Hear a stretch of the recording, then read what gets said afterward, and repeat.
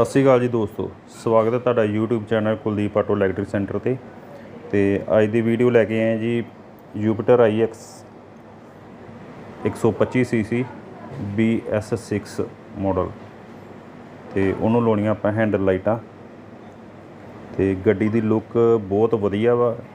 गड्डी एक्टिवा नालों ते काफ़ी मतलब कि वधिया बनाई है, हैवी सोलड गड्डी बनाई एक्टिवा नालों।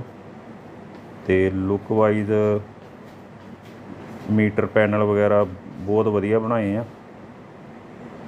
तो वाइज़र की फिटिंग भी बहुत वधिया की उन्होंने।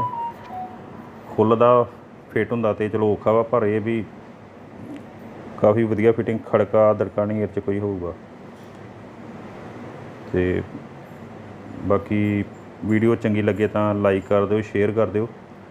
जिन्होंने अजे तक सबसक्राइब नहीं किया वो सबसक्राइब कर देन। तो वीडियो जरूर एंड तक देखा करो, तो वध तो वध शेयर भी कर दिया करो। धन्यवाद जी।